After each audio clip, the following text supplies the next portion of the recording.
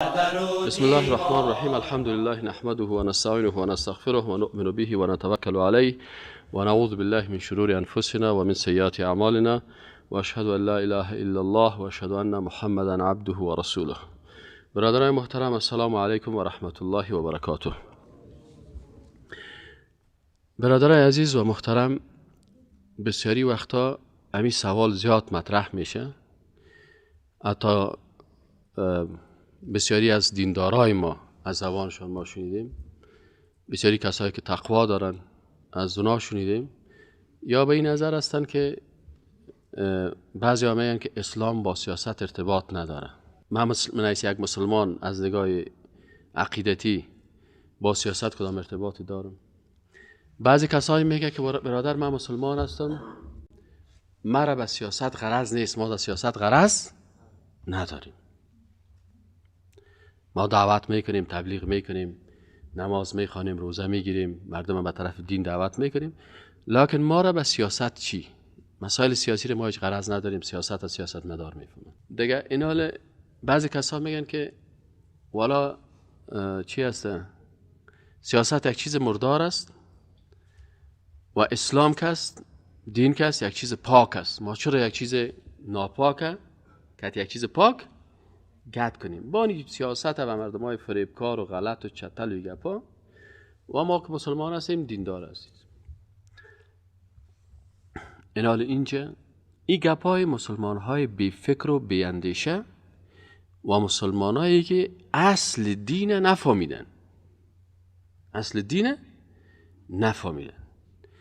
یعنی این گپا را اکثرا مسلمان های میزنن که در لباس مسلمانی سیکولر است. جدای دین از سیاست، جدای دین از دولت، این یکی از اعتقادات اساسی دموکراسی و سیکولاریسم است. چون تبلیغ زیاد شده، مسلمان هم چون این مسائل از دین نگرفته، از تبلیغات گرفته، این خودش متأثر است و قناعت کرده. حالا ما و شما همین سوالا رو سرش بحث میکنیم.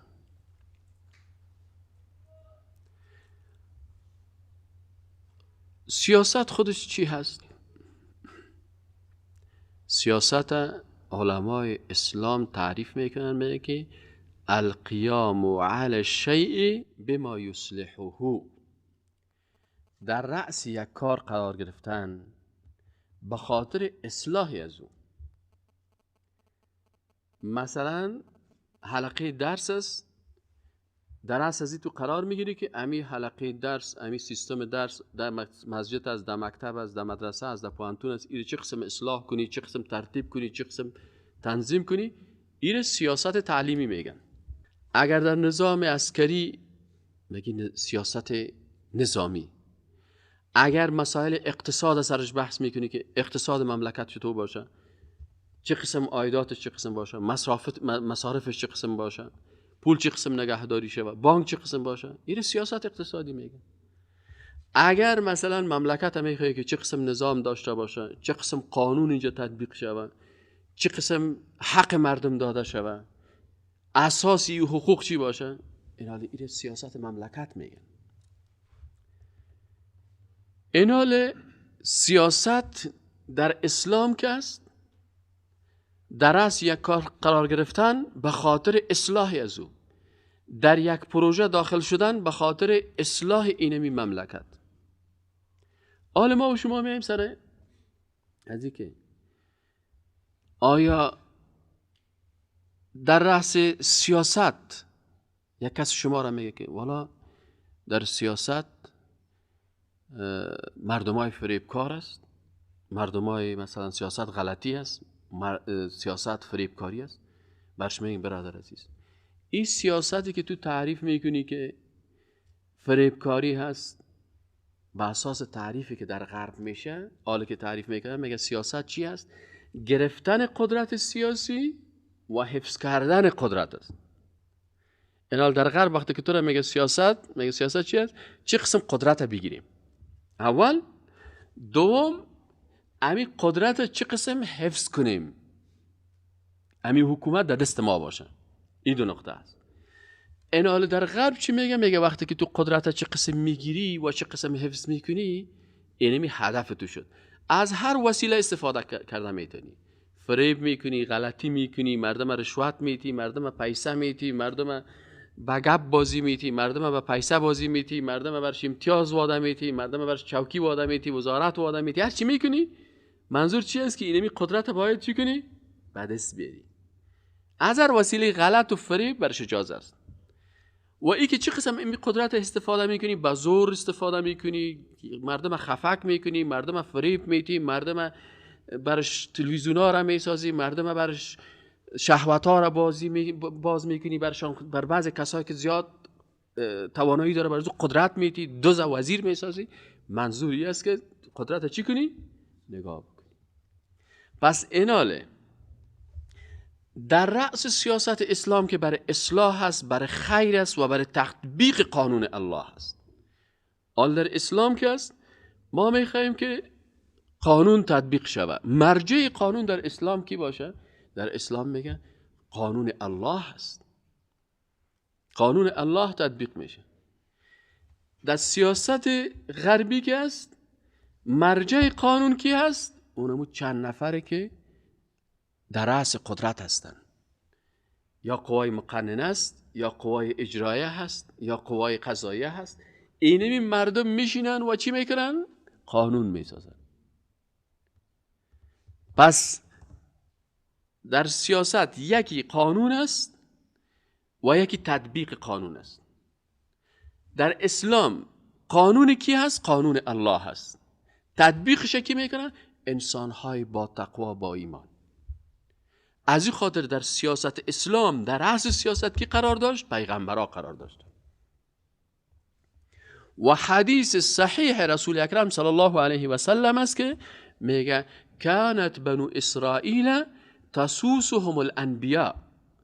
بنی اسرائیل کی در رأس سیاستشان قرار داشت؟ پیغمبرها، انبیا. چرا انبیا در رأس سیاست اسلام قرار داشت؟ به خاطر که در سیاست یکی مرجع قانون است و یکی تطبیق قانون است. مرجعی که تو از او قانون میگیری کی است؟ قانون الله هست، شریعت الله هست. و این مرجع قانون شد. کی تطبیقش میکنه؟ در رأسش کی قرار داشت؟ پیغمبرها قرار داشت. پس قانون پاک و تطبیق کننده قانون پیغمبر معصوم و پاک است نیست. پس این حال اگر ما تو میگیم سیاست چتل است، این طرف است. چرا؟ به خاطر از اینجا سیاست از این چتل است که قانونش انسان ها میسازن. کدام انسان قانون میسازه؟ انسان قانون میسازه که خودش مبتلا به یکی از امراض است. اعضای پارلمان خودشان همجنسگرا هستند. پس قانون چی میسازن؟ جواز همجنسگرایی. خود قانونساز شرابخور است، به نفع خود چی میسازه؟ قانون جواز شراب نوشی. پس قانون چتل شد؟ نشد. خودش زناکار است که قانون میسازه. پس کسی که قانون میسازه قانون چتل شد، قانونساز چتل شد. و کسی که تطبیق میکنه اینمی مردمای شرابخور، زناکار، همجنسگرا، مرتد و بیدین. فهمیدین یعنی فرقه؟ این طرف مقایسه، همیشه چیز مقایسوی بفهمید. این طرف قانون کی ساخته؟ الله ساخته. قانونساز کی است؟ الله هست. تطبیق کننده قانون الله کی است؟ انبیا هستند. الله پاک، قانونش پاک، تطبیق کننده قانونش سه چیز شد؟ نشد. سه چیز. قانون، قانونساز، تطبیق کننده قانون. این سیاست اسلام. قانونش الله ساخته، قانونساز پاک. قانونی که الله ساخته خود قانون پاک است. تو را به اخلاق، به عفت، به عزت، به احترام، به شخصیت، به دوری از شراب، به دوری از مخدرات، به دوری از بی‌حیایی ها، کلش اساسات قانون اسلام است. پس قانون سازش پاک، قانونش پاک، و کی تطبیقش میکنه؟ پیغمبرا یا هم پاک شد. ارسش پاک شد نشد. این طرف قانون سازش کی شد؟ امو اعضای پارلمانی که کل شرابخور، زناکار، رقاصه، دز اصل نیست. پس قانون ساز چتل شد یا پاک شد؟ ناپاک شد. قانونی که ساختن، قانونی که میگه زنا بکن، شراب بخور، نو پرابلم، همجنسگرایی نو پرابلم، میگه نمیگه؟ از قانون. شما خب معسلین هستین اکثرتون، وقتی که یک گپ هم میزنین مقایسوی. پس کسی که قانون ساخت در غرب کی قانون هم میسازه؟ اعضای پارلمان. عضو پارلمان کی هست؟ رقاصه هست، شرابخور هست، زناکار هست، همجنسگرا هست. کل این مردم ها یا قانون ساختن. پس کسی که قانون میسازه ناپاک. قانونش چی است؟ ناپاک. چرا؟ قانونی که زنا را اجازه بده، قانونی که شراب اجازه بده، قانونی که همجنسگرایی را اجازه بده. اینا محصل حقوق، محصل شرایط، محصل انجینری، جوانای مسلمان. اینا باید ما تو بفهمیم. اگر نفهمیم اون نفر میخیزه. گپ سر از این نیست که تو شیخ الحدیث شوی و حق نفهمی. مقایسه باید دنیا را بشناسی. پس سه اصل که در سیاست است: قانون است، قانون ساز است و تطبیق کننده قانون است. این سیاست است و کلش سر کی تطبیق میشه؟ سر رعیت بیچاره. صحیح شد نشد؟ حال ما گفت ما سر رعیت نیست. در سیاست کس این سه اصل باید در نظر بگیریم. باز رعیت پسان بحثش میه. حال در اینجا قانون سازش کثیف و مردار شد، قانونش کثیف و مردار شد و تطبیق کننده قانون هم کی است؟ اینمی حکومت است که از اینمی دزد، از اینمی شرابخور، از اینمی زناکار تشکیل شده دیگه. صحیح؟ حال اگر همی گپم یک آدم غربی میزنه که سیاست یک چیز چتل است، ناپاک است و دین یک چیز پاک است. چون سیاست از اونا را دین داشت دخل نداشته. گپ از او در غرب درست است. برش میگم که امی قاعده تو، امی قانون تو، امی فکر تو در غرب در قسمت سیاست تو درست است. در غرب گپ غربی برای خود غربی و قانون غربی و سیاست غربی درست است. اما ما مسلمان ها که هستیم در اینجا درست نیست. چرا؟ اگر ما اینجا بگوییم سیاست چتل است، کافر میشیم نمیشیم؟ اگر بگوییم سیاست اسلام چتل است، چی معنی؟ قانون ساز دشنام دادی که خالق متعال است، قانونش دشنام دادی که قرآن عظیم الشان است، و کسایی که این قانون تطبیق کردن که پیغمبرا هست عرصه از تو دشنام دادی.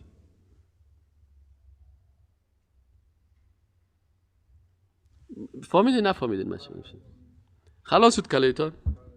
ها؟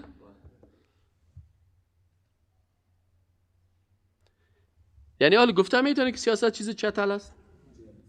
حال گفتم میتونی کی میگه من از سیاست غرض ندارم؟ بگو من از سیاست غرض داری نداری؟ تو که وقتی میگی من با قانون ساز که الله قانون ساخته به او غرض ندارم، با قانون الله غرض ندارم، و من نمیخوایم که در صف پیغمبرا برم اونا قانون الله را تطبیق میکرد، من از سیاست غرض ندارم. خیلی خودت چی غرض داری؟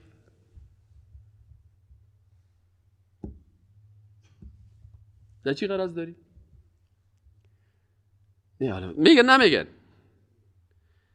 میگن که ما با سیاست غرض. خیلی سیاست چی است؟ چون خودش سیاست را نمیفهمه.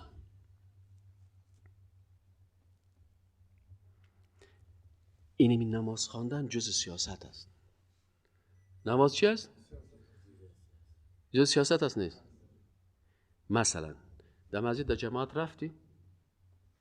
در مسجد در جماعت آمدیم نامدیم؟ برای نمازت کدام رقاصه را پیش میکنی؟ ها؟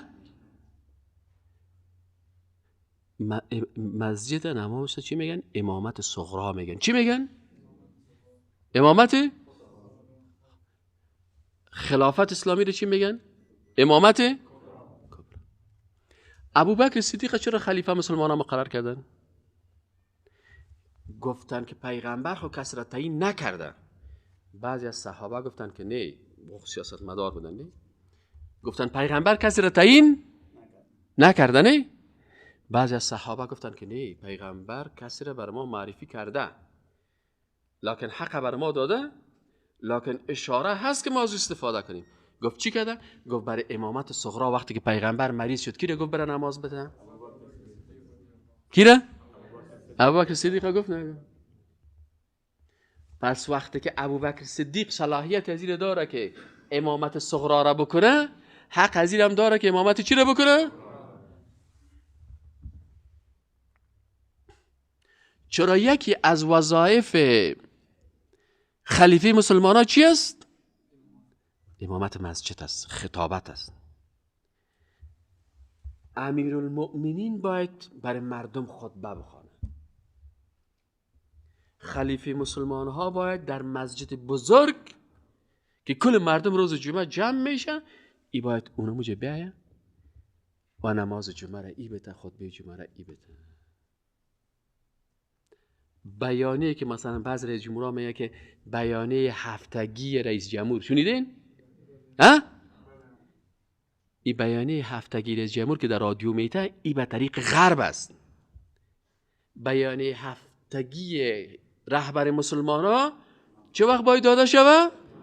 روز جمعه، در نماز جمعه، در خطبه نماز جمعه. پس از نگاه اسلام نماز جماعت 5 وقتی که تو هست در پشت امام که در مسجد هست. متوجه هستین؟ در پشت مسجد که استاد میگه در پشت امام استاد شونه. در افغانستان خو یک کاکاگا که کپ و کپه که بی سواد است استاد میشه، جای نماز خود وقت جای گرفتن. این خود اسلام تو نیست. مسجد افغانستان خو مسجد اسلامی نیست. این مسجد افغانستان گلمش جمع است. در این شرایط اسلامیش تطبیق. اما قانون اسلام چی است که در پشت امام کی باید استاد شود؟ علمایی که اگر امام اشتباه میکنه، یا برش فتحه میدن، و اگر امام وضوی شکست، امام مبرای ایره چی میکنه؟ حالا من مثلا وضوی من در نماز شکست، بینیم خون شد، نه؟ حالا میخوایم که صف اله بدیم، کاکاهای در پشت سرم استاد است. اگر کشش کنم میده 3 ساعتی کش نمیشه، گپم نمیفهمه، نمازم خراب میکنه، مجبور ازم روی خود دارم میگم بیادران وضوی من شکست، برین اثر یک کسر پیدا. اما در اسلام چی گپ است؟ امام وقتی که وضوی شکست، همه عالم است، استاد است. وقتی که وضوی من شکست، در بین نماز وضوی شکست، بینیم خون شد. یا یک مشکل دیگه برای امام پیدا شد، سیست انسان است. خب عالم دور کات خواندیم، در کات سوم استاد هستم. بسم الله الرحمن الرحیم رو گفتیم، الحمدلله ماده. این میفهمه که امام وقتی که وضوی شکست میتونه که خلیفه بگیره، آستایی که من پیش سر میام، اینو چی میکنم؟ این پیش میشه.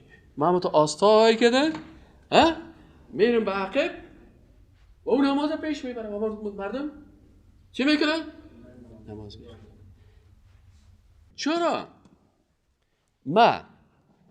این سوال است، چرا ما در جای خود پشت سر امام باید 3-4 نفر علما استاد باشن؟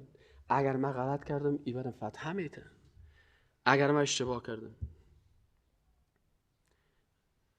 یعنی که در امامت کبرا به امرای خلیفه چند نفر کی باشه؟ عالم باشه که یا ای علما هستن که اعضای شورای مشورتی ازی هستن، اهل حل و عقد رو میگن، که برازی میگه که غلط کردی، این خوب کردی، این درست است، این چی است؟ غلط است. پشت سرش رعیت است. این نمیشه مردم های دیگه که در پشت سر امام استاد هستن تا چه وقت از امام اطاعت میکنن؟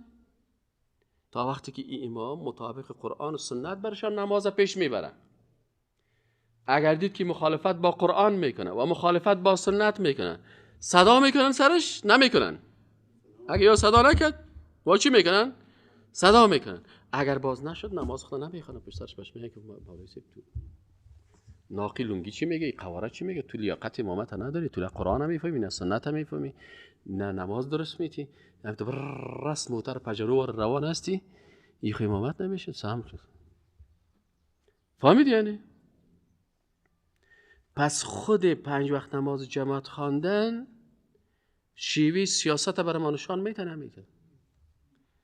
عین 5 وقت نماز جماعت اگر ما در خود خلافت تطبیق بکنیم که کی باید پیش شود، در پشت سرش باید کدام مردم استاد شود و تا چه وقت امام صلاحیت چی را دارن؟ اطاعت دارن، چه وقت از اطاعت خارج میشن، چه وقت ایره باید منفک کنیم، این کلش در 5 وقت نماز گفته میشه. خب آل اسلام، خب آل مثلا کسایی که میگه که اسلام با سیاست ارتباط نداره، معنای کلمه را میفهمن؟ کلمه اله چی نمیگه؟ ما میگیم لا اله الا الله. صحیح؟ چی معنی لا اله الا الله؟ لا 4 کلمه است. لا نیست. اله کسی که ذاتش عبادت شوه و قانونش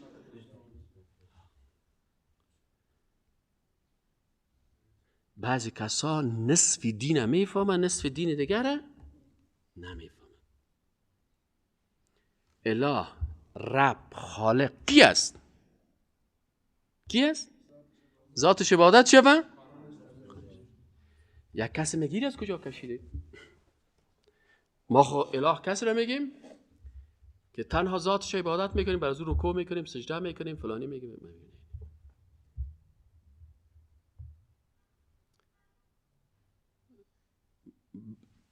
حق داره بگه بر من سند از قرآن بدی.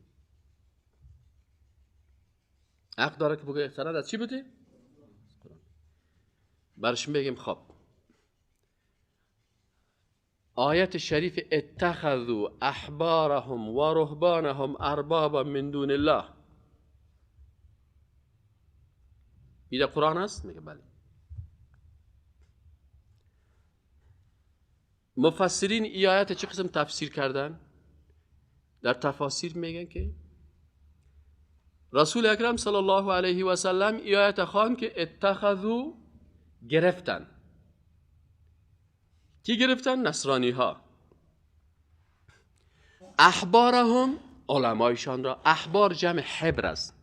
حبر اصلا رنگ میگن و علما را به خاطر چی حبر میگفتن؟ که یا رنگ قلم زیاد استعمال میکن. شاگردای ما چرا 6 سال اینجا درس میخوانه عالم نمیشه؟ چرا که یا دستشان قلم و کتابچه و کاغذ رنگ نیست. هر کسی را که دیدی پیش روش کتابچه ماندگی است. چند نفر است؟ تو عالم میشه، تو عالم میشه، تو یه عالم میشه، بیسته تو داری 4 عالم میشه، یه عالم میشه، تو کتابچه داری یا نیمچه عالم میشه، این عالم میشه. این از شما باور بکنید باقی مانده شما 10 سال دیگه هم اینجا درس بخوانین، 10 سال دیگه هم درس بخوانین، همینجا بیاین و کاغذ و قلم نداشته باشین، شما مردم از زنده خاط یاد کردین. خب مثل است این خاط یاد کردین اگر عالم شوین. اگر عالم شدین من براتون جریمه میتم. اگر شدین در هر درس میرین. چرا؟ از این گوشت میره، از این گوشت میره. اما وقتی که با قلم نوشته کردی، میگه نوشته کردن با قلم، وقتی که با قلم یک چیز رو نوشته میکنی مثل که نمی دستی رو در قلب تو نوشته کرد. در کجا نوشته کرد؟ نکنی نوشته نمیره کاغذ قلم. اگر 10 سال بعدم اگر مسئله رو بانی یادت میره.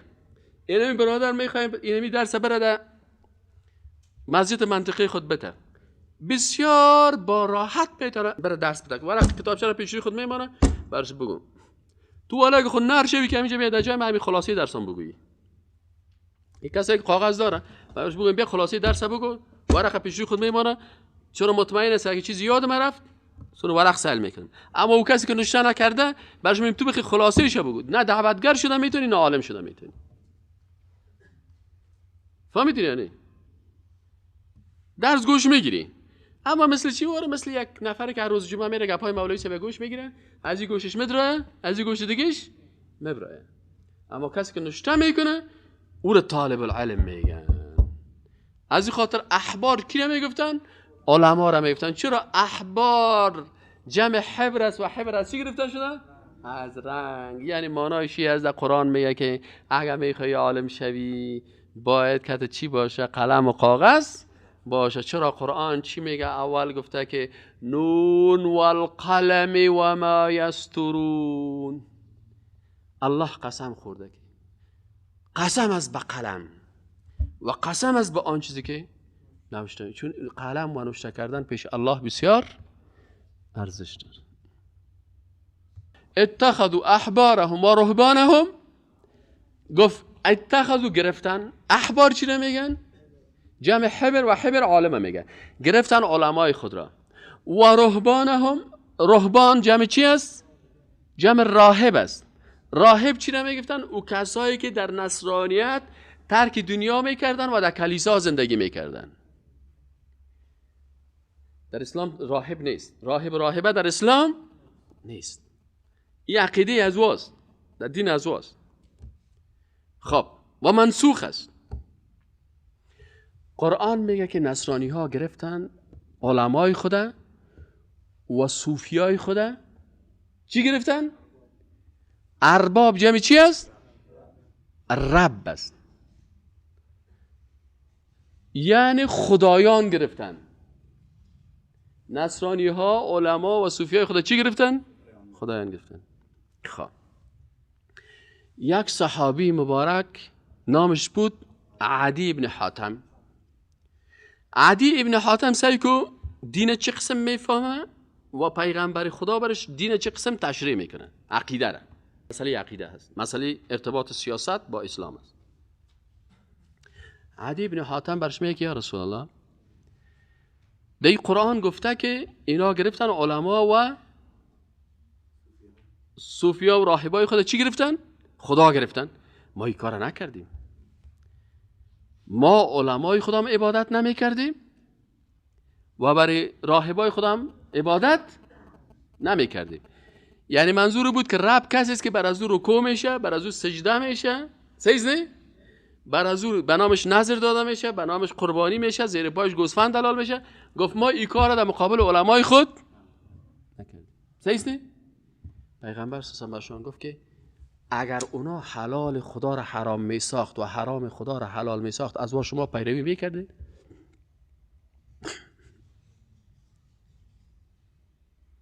فهمیدین گپشه؟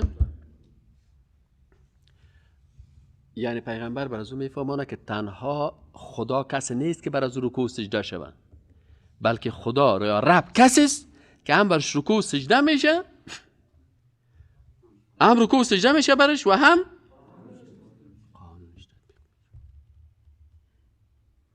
گفت اگر حلال الله را حرام می ساختن و حرام الله را امی علما مثلا الله میگه گوشت کفتر حلال است، راهب صاحب چی میگفت؟ گوشت کفتر را نخوری، کفتر شاد شمشیر رو بخوری میکشید. الله میگه کفتر شاد شمشیر حلال است، بکشش بخو. صحیحه؟ راهب چی میگه؟ کفتر را نخوری. الله میگه گوشت گوسفند بر تو حلال است، بخو. راهب میگه گوشت گوسفند نخوری که باز تو تقوایت کم میشه. پیغمبر که گوسفند خورده و خود تقوا نداشت میگه. در حدیث وقتی که میخوانیم که پیغمبر خدا صلی الله علیه و سلم ران گوسفند کباب کرده خورده نخورده؟ تقوای پیغمبر زیاد است یا تقوای ازی؟ پیغمبر خود رهبر متقیان است، اما این عقیده چطور است که من تقوا میکنم گوشت گوسفند نمیخورم؟ چرا این دین از کجا گرفته؟ از کلیسا گرفته، از قرآن نگرفته. عقیدش. پس این حال ما شما در کلمه چی گفتیم؟ که اله کی هست؟ رب کی هست؟ خالق کی هست؟ که ذاتش و قانونش. خب در کلمه حالا چی میخوانی؟ میگی لا اله نیست هیچ کسی که ذاتش عبادت شوه و قانون تطبیق شوه الا الله، بغیر از کی؟ با سیاست ارتباط گرفت نگرفت. چرا سیاست چی هست؟ سیاست تطبیق چی هست؟ تطبیق قانون است. رول آف لا. حاکمیت چی؟ این حال دموکراسی رو چی قسم میگن؟ میگن در دموکراسی what is the democracy؟ میگن democracy mean the rule of law. در انگلیسی تشریح میکنن. کسایی که در حقوق میخوانند اینجا میخوانند از استادای خارجی حقوق پرسان کنن که what is the meaning of democracy؟ میگه حکومت مردم توسط مردم برای مردم. بعد میگه که rule of law چی معنی؟ میگه حاکمیت قانون. قانون کی؟ بگی قانون الله. میگه no no no no no no there is no Allah in democracy. the قانون از کی است؟ میگه the rule of people by the people for the people with the people. صحیح شد نه؟ پس اینجا در دموکراسی که از قانون کی است؟ قانون مردم است. پارلمان توسط مردم، قوای اجرایه برای مردم توسط اینمی قوای اجرایه و توسط رعیت گپا. پس این حاله او علمایی که در اسلام هستن و او دعوتگرایی که در اسلام هستن و میگن که ما به سیاست غرض نداریم، معنای کلمه را میفهمن، قانون الله را شناختن. کسی که قانون در اسلام میگه او را شناختن و سیاست هم میفهمن که تطبیق قانون است. پس این حال وقتی که ما بگیم که ما با سیاست غرض نداریم، یعنی که ما به خداوند نماز روزه و سجده میکنیم. افتؤمنون ببعض الکتاب، یعنی شما ایمان دارین به نیم کلمه. و تکفرون ببعض. افتؤمنون عالمتون است. نماز میخوانی؟ میخوانم. روزه را قبول داری؟ قبول دارم. حج قبول داری؟ قبول دارم. زکات قبول داری؟ میگه نه. زکات مربوط اقتصاد اسلام میشه. چی را قبول داری؟ مالیه را قبول داری؟ در دموکراسی است. زکات قبول؟ زکات قبول؟ اقتصاد اسلام قبول نداره. سیاست اسلام قبول نداره. از این خاطر افتؤمنون ببعض الکتاب. ایمان 70 چند شعبه داره؟ 70 چند شعبه داره. الایمان در یک حدیث آمده بدون و 60 شعبتن و دیگه گفته الایمان بدون و. مردم افغانستان ما شما میگن که ما با 4 تاش ایمان دارم. نماز میخوانم، روزه میگیرم، دعوت میکنم. نماز، روزه، ذکر، دعوت. تسبیح 1000 دانه‌ای دارم، دیگرانم دعوت میکنم، خوب نمازم میخوام، روزه میگیرم، اما زکات نمیدم. 70 شعبه دیگه‌اش که است، سیاست است، تطبیق قانون الله است، نظام الله است، جهاد است، تطبیق شریعت الله است، بلند کردن بیرق اسلام است. یارو میگه من غرض با خوب و بد خلق جهان کار. این گپ مسلمان است؟ این گپ مسلمان است؟ این عقیده اسلام است؟ از این خاطر برادر عزیز کلمه لا اله الا الله، کلمه لا اله الا الله با عقیده ارتباط داره نداره؟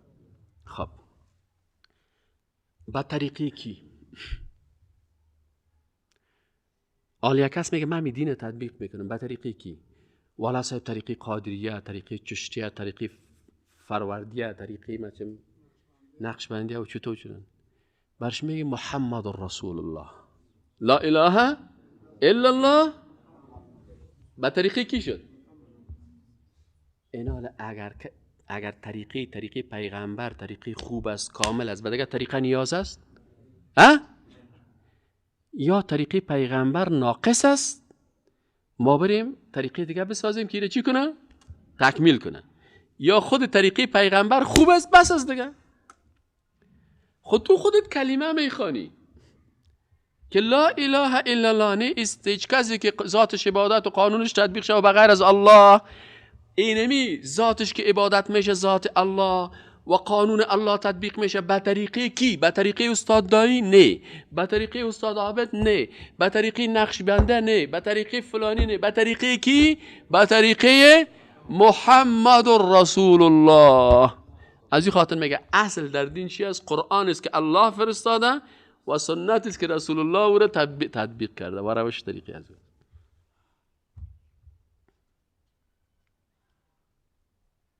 این حال اگر کس معنای کلمه را درست بفهمه، گفته میتونه من از سیاست غرض ندارم، گفته میتونه که بگه سیاست یک چیز چتل است، میتونه گفته.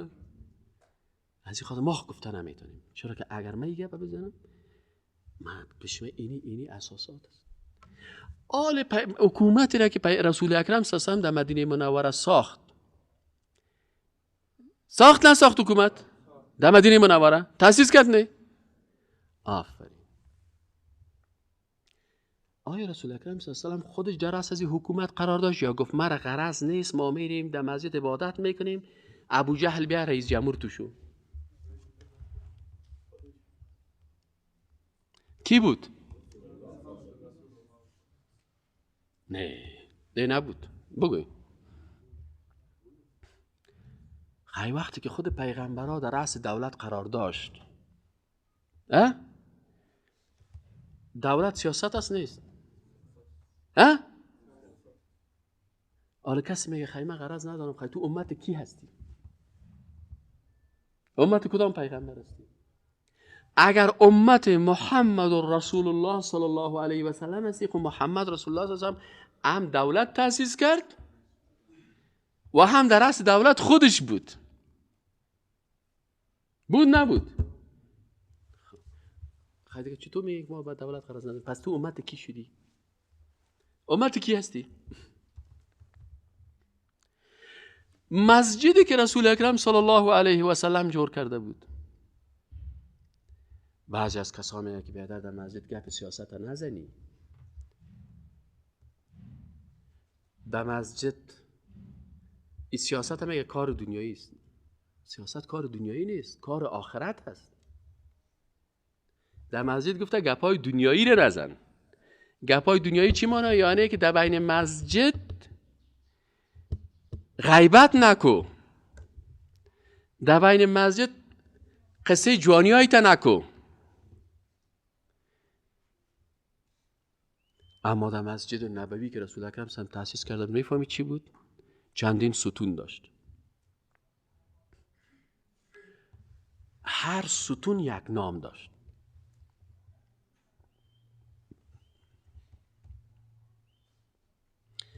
یعنی رسول اکرم صلی الله علیه و آله امامت صغرا را هم در مسجد تطبیق کرده،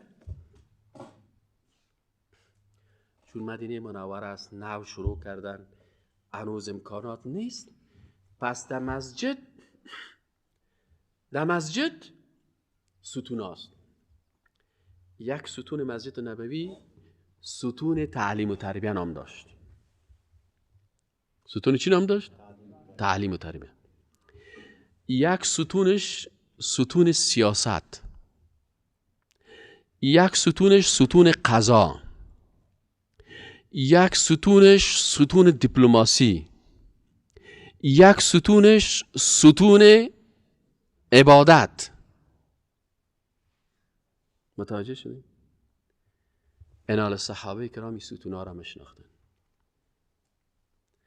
اگر میدیدن که رسول اکرم صلی الله علیه و آله آمد در مسجد داخل شد و رفت در پیش ستون تعلیم و تربیه شیشت، پس صحابه میگفتن آل فعلا رسول اکرم صلی الله علیه و آله میخوای بر ما چی بده؟ درس بده. حلقه درس میامد کتش میشیشتن ما برشان درس میدن.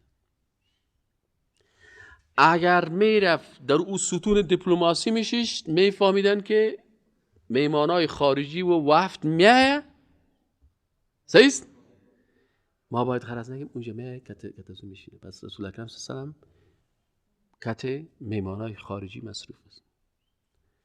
اگر میدید که رسول الله صلی الله علیه و آله در ستون قضا شیشته، مردم میامدن و میگفتن که پیغمبر صلی ما و فلانی در سر این زمین این تو مشکل داریم، برای ما چی کو فیصله. پس قضا در داخل مسجد میشد، سیاست در داخل مسجد میشد، وفتهای بیرون از اهل کتاب یا که می آمدند در داخل مسجد پذیرفته میشدند و داخل مسجد امامت صغرا در مسجد میشد و امامت کبرا هم در مسجد میشد. تعلیم و تربیه هم در داخل مسجد بود. اما آل در افغانستان چند وقت پیش در زمستان من یک جای سفر داشتم. در داخل ترمینال منتظر طیاره هستیم که یک کس آمد بر من دست داد، سلام علیکی کرد. پرسانش کردم که شما کی هستین؟ گفت من خودم معرفی کنم. گفت من امام مسجد هالند هستم. افغانی بود. من امام مسجد هالند هستم. بسیار خوب، اهلا و سهلا. گفت استاد ما مواد شما رو دیدیم و دوستا شما رو علاقه‌مندی دارن. چه هستن؟ شیشتم. احمد موبایل خود کشید. گفت اجازه است یک عکس بگیریم و همینجا یک تصویر بگیریم در موبایل خود.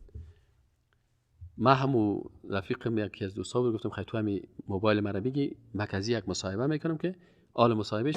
دوستان عزیز سلام علیکم و رحمت الله و برکاته. همراه قاری صاحب و قاضی صاحب نصرت که امام مسجد هستند در هالند، از افغانای با شما در میدان هوایی بین‌المللی کابل همراهشان ملاقات ما شد و با یک سفر دارم به طرف ترکیه، این دفعه بخیر به طرف آلمان رو بنده فرصت غنیمت شمرده. باشه برکات بودن معرفی بکنید. اسم من نصرت است. من امام جامع مسجد شهر عبدالدور در هالند هستم. خب دیگه گپای خدا گفت. یکی از گپای بسیار جالبه که بسیار شرم‌آور است برای مردم افغانستان، بسیار شرم‌آور است برای مردم افغانستان، هم در داخل و هم در خارج، که من همینجا شرمیدم. بالا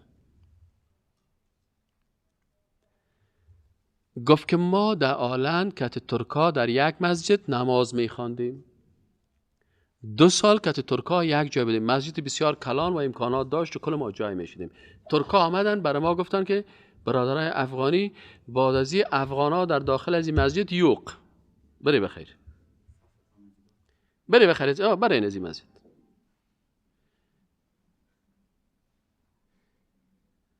یالا برین براتون مسجد پیدا کنین و دیگه در مسجد ما.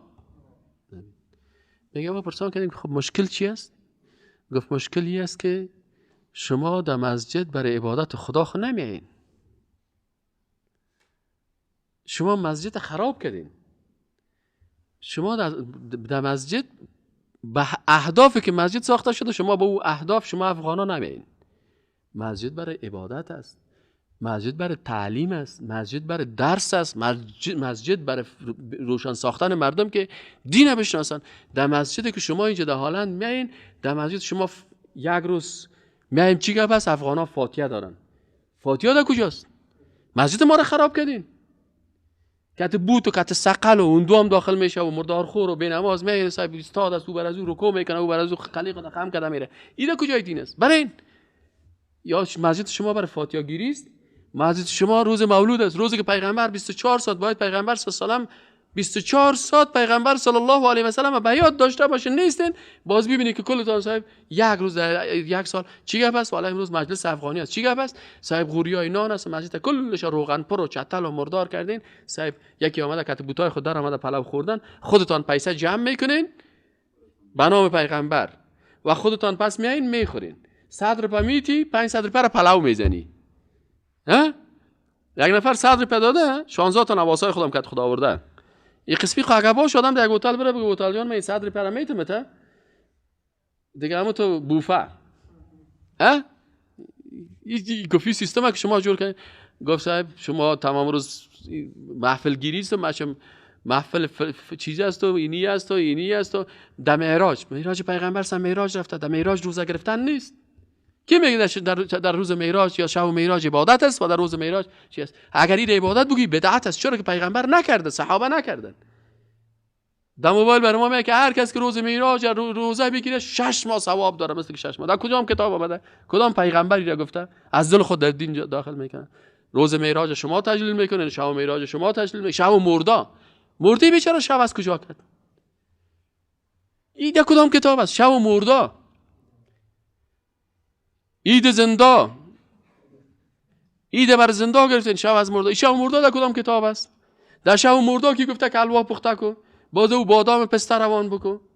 در روز عاشورا کجا شولک پخته کردن است؟ در روز عاشورا پیغمبر هم روزه گرفته. پیغمبری که تو به او ایمان داری او روزه گرفته، گفته که سال آینده زنده باشم نهمش هم روزه میگیرم. او روزه میگیره تو شربت میخوری، او روزه میگیره تو شوله میخوری. امت کدام پیغمبر هستیم؟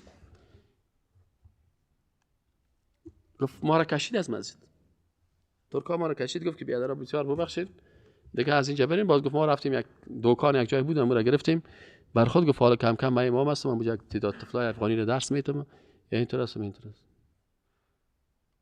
این حال ما مردم افغانستان خب و دینه که دیگران میگیرن، در حالی که در ترکیه اشخاص سیکولاریسم مثل که استاد کوثر پیشتر قصه کرد، ریش ماندن در لیبیا، من در لیبیا 7 سال تیر کردم، ریش ماندن در لیبیا جرم بود. معمر القذافی یکی از قوانینش این بود که کسی که ریش بانه او دشمن حکومت است. کسی که کالای سفید بپوشه روز جمعه دشمن است.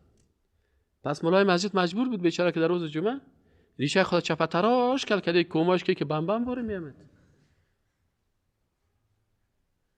ما اول نمیفهمیدیم چی قرار مولای فاسق از دیگه روز که پرسانشان کردیم گفت که خدا یال ما را سر شما نبیاره.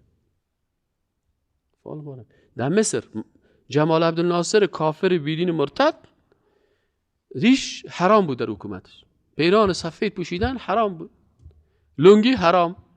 در ترکیه عینه مولای مسجد در ترکیه تا که ریشی و نکتایی نکنه و ریش خود چپه تراش کل نمیکرد میکشتنش. لکن با وجود از امو ترکی که در هالند رفته او علاقمندی به دین داره، اسلام تطبیق میکنه، ولو که 80 سال سرش کفر آمده عالم برش حق قبول میکنه. اما افغانی موتو نمیکنه قبول. از ما مسجد ما بری مسجد میریم در مسجد کلان منطقه آمده صاحب ریش سفید صاحب خیسته کل قاریا را دوانده. چی میکنی کاکا؟ یا مسجد چتل میکنه. خب مسجد خبر از این نمیست که اینجا درس خوانده شود، بان که فرشش کونه شود. نه فرشایزی کونه میشه، نه اشتکامش میشه، بان که تشنابش کونه شود، بان که مدرسه باشه، حفظ قرآن باشه، دارالحفاظ باشه، 24 ساعت مسجد واز باشه. سر از حکومت ها بزور کرد، لکن از ما کس خود ما به دست خود مسجد خدا قلف میکنیم.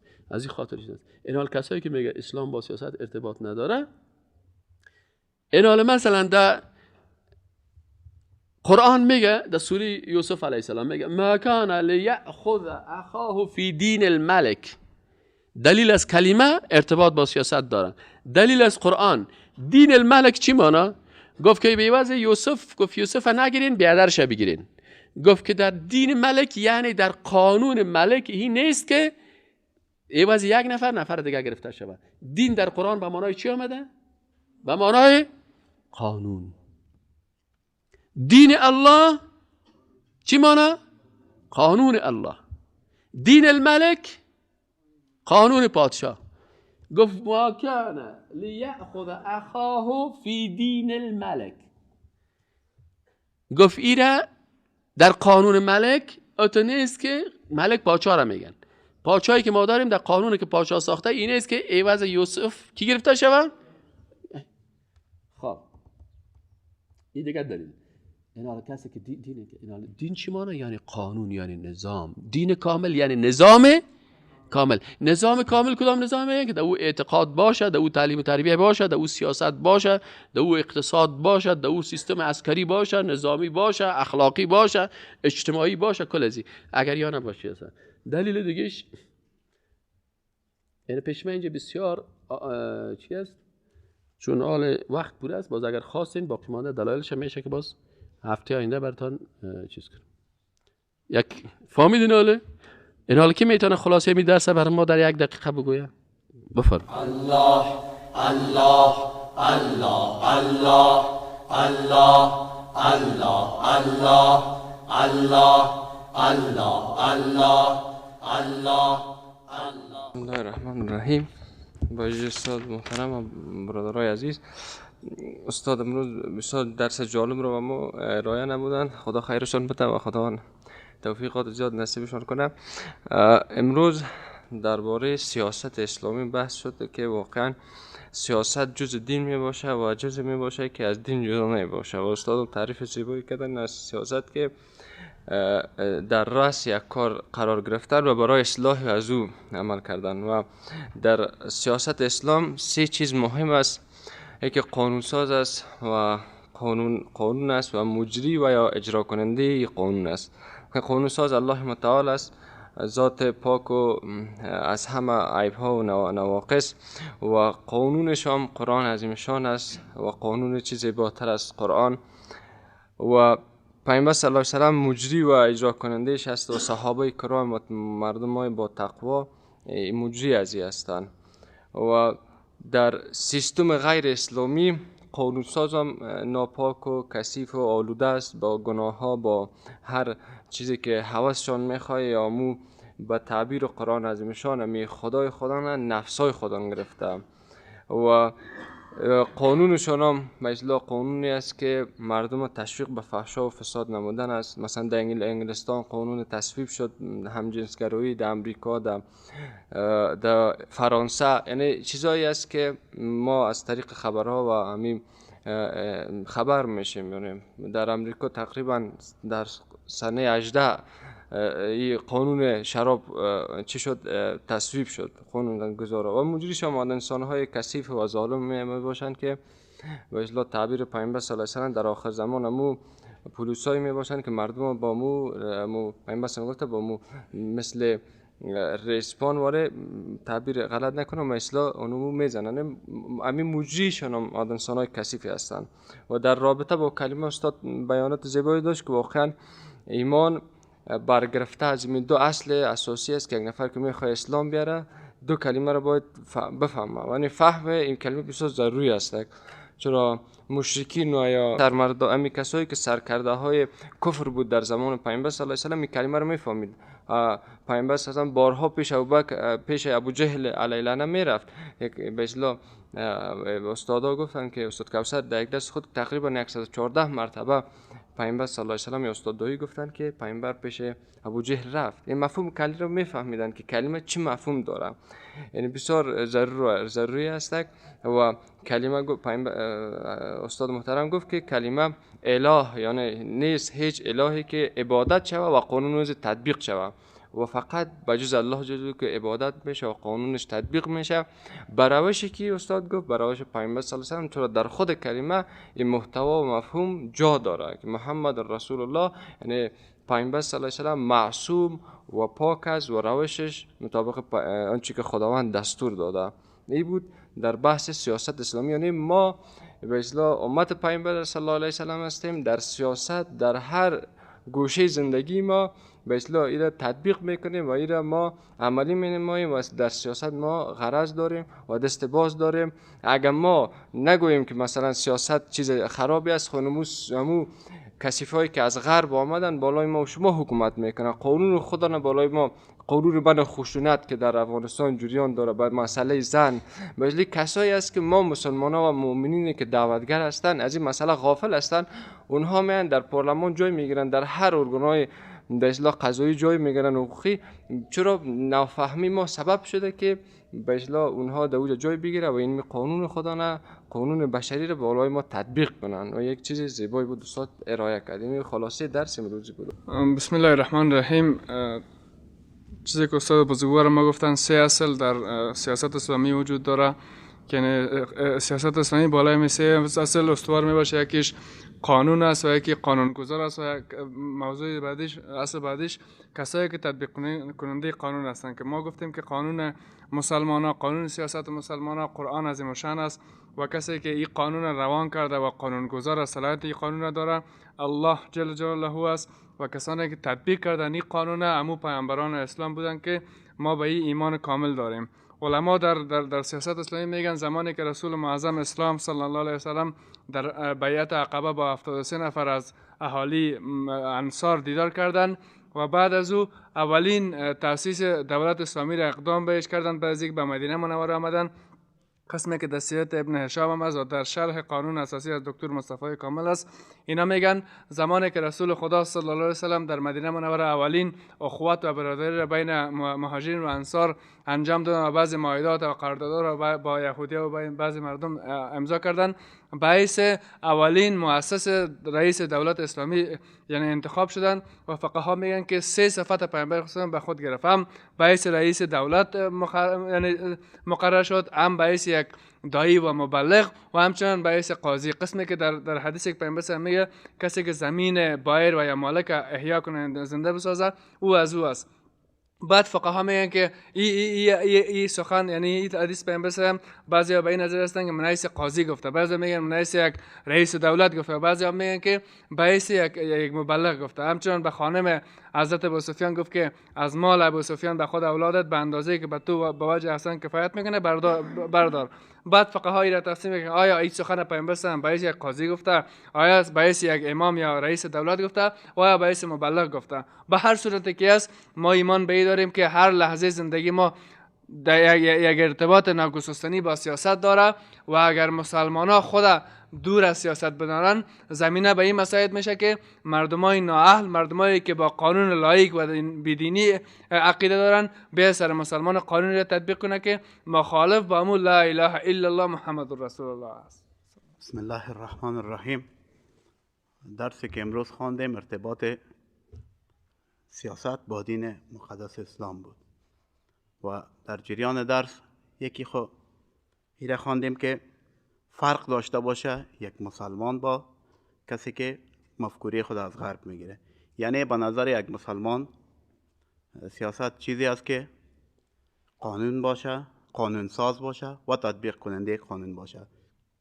که قانون ساز الله متعال جل جلاله است و قانون ما قرآن است و تطبیق کنندهش پیامبران الهی که معصوم بودند. اما با مفکوری غرب چیز دیگر است که و قانون از اون کسی که میسازه اصلا قانونش پارلمانشان میسازه که یک تعداد مردمایی که اصلا خودشان همون پیشه ها را دارن با نظر خود و با شوق خود با اختیار خود قانون میسازن که قانونشان هم مبتذل است، قانونگذارانشان هم و تطبیق کننده قانونشان کسایی که فاسق و فاجر هستند.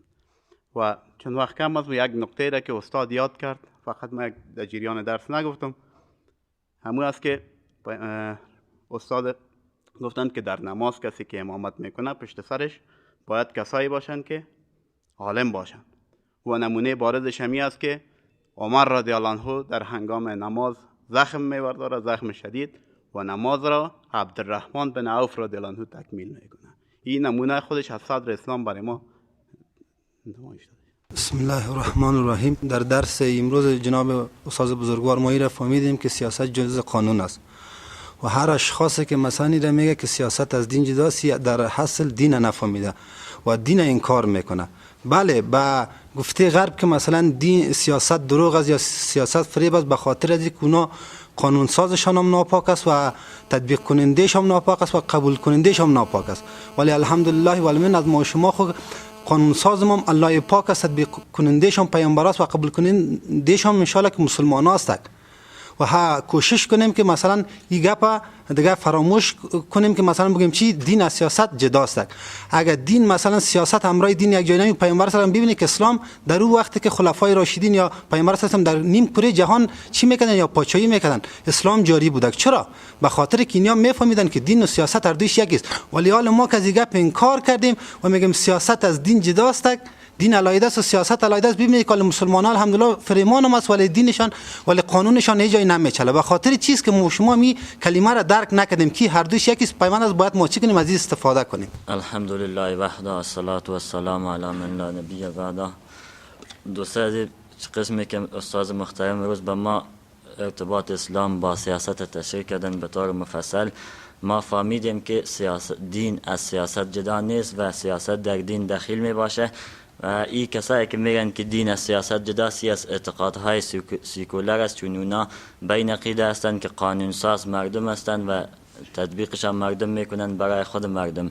که اونا به اهداف شخصی خود قانونی که الله جل جلاله برای ما رو گذاشته است او به خاطر اصلاح مردم است، اما قانونی که خود مردم میسازن او به نفع شخصیشان است که پارلمان میسازه اگر سودخور باشه او به اهداف شخصی خود سود جواز میده، اگر به هر کس به اهداف شخصی خود. و ای که قانون ساز ای سه اصل است که یکی قانون ساز است و یکی خود قانون است و یکی تطبیق کننده قانون. در اسلام سیاست قانون ساز الله جل جلاله است و قانون هم که کلام الله جل جلاله است، تطبیقش توسط پیامبران که اونا هم مردمای با تقوا و کسایی که به رای و نموا میروند و قانونی که خود غرب یا سیکولارا میسازن میگن که قانون باید خود مردم بسازن و بالای مردم عملی شود توسط مردم. و السلام علیکم. السلام علیکم و رحمت الله و برکاته.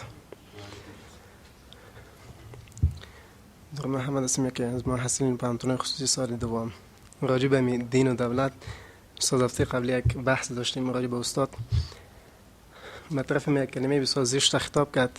استاد پیش از اینکه من بحث شروع کنم استاد چیزی که گفتم میگم. نه استادی که دستم استادی که دستم بدیم یک بحث شروع کرد گفت دین و دولت یعنی جدای دین از دولت. من به طرفش خطاب کردم من گفتم استاد اگر احیانا دین از دولت جدا شد که این نظام همه از به هم میخوره چه قسم و از من سوال کرد که چی به چه شکل. من گفتم استاد احیانا قانون شما میگین سیاست قانون انسان میسازه، ما میگیم مسلمان هستیم قانون الله میسازه. همین قانونی که انسان میسازه میگه طبعا به خاطر از این میسازه که تا اینی که این جامعه انسانی زنده بمانه. استاد قانون هدفش نمیست که جامعه انسانی زنده بمانه و عینی چیز الله جل جلاله قانون بشریت به خاطر از قرآن عظیمشان به ما ارسال کرد توسط پیامبر تا اینی که ما توسط از قرآن زنده بانیم نسلمون بیشتر شود استاد و خصوصا دار اسلام ساخته شود. این استاد به من گفت که نه امکان نیست، به خاطر از امکان نیست که بر فعلا نظام سیاسی در اسلام کامچوز وجود نداره. بسیار یک کلمه جالب بعد من یک از کلپای استاد بخش گفتم خیلی اگر بسیار آدمی محقق هستی و دکتر سویستی میتونی از این سایت کمی مطالعه کن تا این تو بفهمی که واقعیت ما میگیم یا شما میگین. خیلی تر دیگه بحث همینجا خلاص شد و بعد گفت که به من امی صبغت الله مجددی و استاد سیاف یک مثال داد. گفت اگر احیانا اینا خائن شوند گویا که تمام علم خائن شده، یعنی دین اسلام در مجموع خیانت کرده. این الفاظ بسیار تکان داده بود. استاد من امروز استادم با یک شب گپ زدم. این گفت که اگر می صبغت الله مجددی یا می استاد سیاف اگر گفت یا یک خیانت کنن در مجموع تمام دین اسلام بدنام میشه. من گفتم مثال بخش استاد در دین ما به نام شخص کس نیست، دین ما قانون است. اگر قانون گفت که یه چیز خوب است خوبه تا من ازش پذیرایی میکنم، من گفت که بد است یه چیز بد است و الحمدلله استاد دمی دفاع قدم کردم به یک شکلی که تا اینی که استاد قانون بسازیم. هفته ای که گذشت استاد دیگه که از این کلپای همین کسایی که در رأس حکومت هستن استاد همگی ما شنیدیم که چی گفتن که این رأی بکی بتین که کی کامیاب شود که سبب نیکبختی ما شود.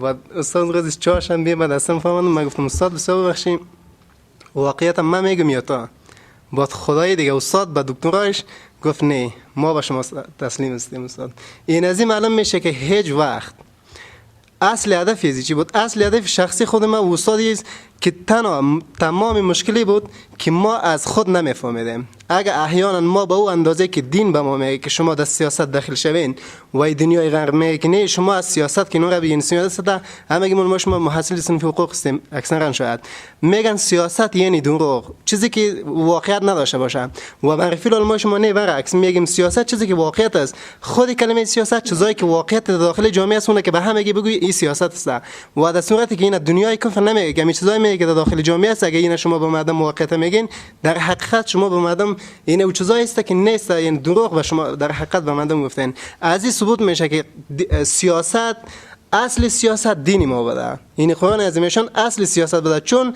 که با قسمی که تعریف خود سیاست میکنن قرآن عظیمشان تمام این کلمه‌ای که به خاطر رشد جامعه، به خاطر زنده ماندن انسانیت، به خاطر مقام انسانیت که به ما تعریف میکنن در حقیقت و میگن نه همین چیز وجود نداره، سیاست یعنی دروغ. السلام علیکم و رحمت الله و برکاته. بسم الله الرحمن الرحیم. السلام علیکم و رحمت الله و برکاته.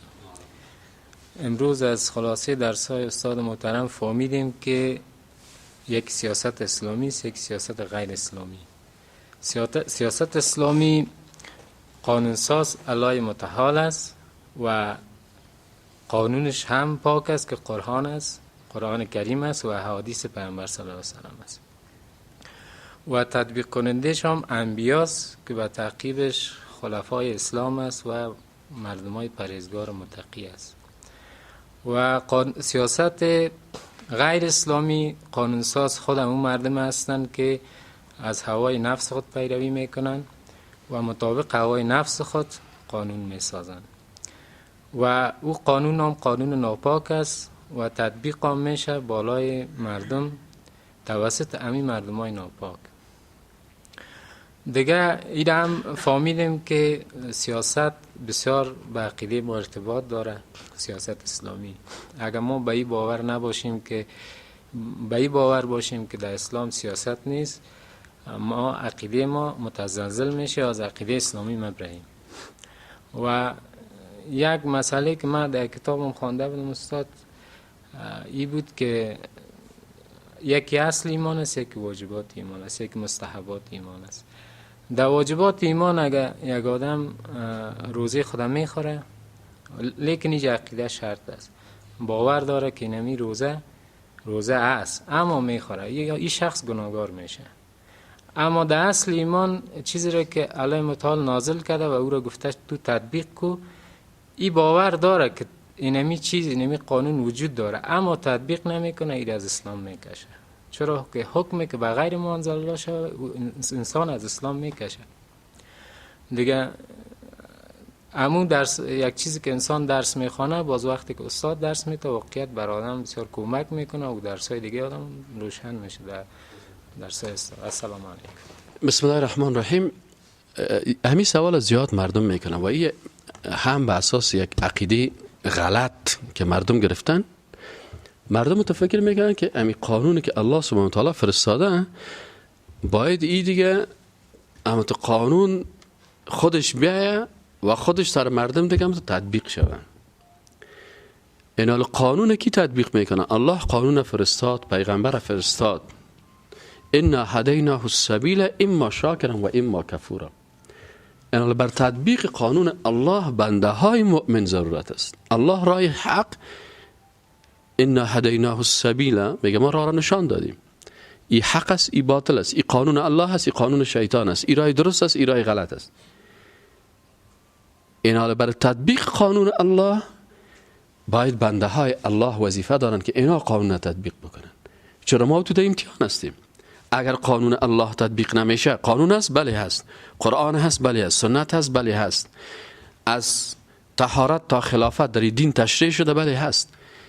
غربی میای قانونی که خودش ساخته او رو تطبیق میکنه، چرا از او قانون اونمو پیروای از او با اصطلاح استفاده میکنن، از جنگ فکری استفاده میکنن، از تمام وسایل تا که قانون خود تطبیق بکنن، پیسه خود مصرف میکنن. مسلمان خو است. اینا تا وقتی که رسول اکرم صلی الله علیه و چه وقت حکومت اسلامی را تأسیس کرد؟ وقتی که 13 سال در مکه مکرمه یک تعداد از کادرهای مؤمنه، جوانا، نوجوانا، ریش سفیدا، مردم دیندار وقتی که تربیه کرد، 13 سال بعد آمد در مدینه منوره چی را تأسیس کرد؟ حکومت اسلامی را. چرا پیغمبر صلی الله علیه و روز اول حکومت اسلامی را در مکه مکرمه اعلان نکرد؟ به خاطر از اینکه کادرهای مسلمان وجود نداشت.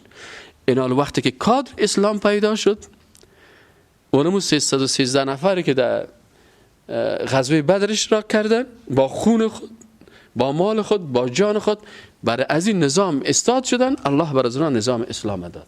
این حال اگر همون قسم مردم مسلمان پیدا شود، نظام خود توسط موضوع باید تطبیق شود. پس چرا نظام الله در هیچ مملکت تطبیق نمیشه؟ به خاطر که در هیچ مملکت انسانهای مسلمان واقعی مثل صحابه کرام وجود نداره. اگر پیدا شد قانون الله تطبیق میشه. ان الارض یرثها عبادی الصالحون. این زمین، کل زمین، نگفته تن افغانستان، پاکستان، تاجیکستان کجا، گفته اینمی زمین که است میراث از این کی است؟ برای بنده های صالح است. هر وقت که بنده های صالح پیدا شد این زمین از ما هست. چون بنده های صالح نیست، بنده های ناصالح و در رأس از این زمین هستند. و السلام علیکم.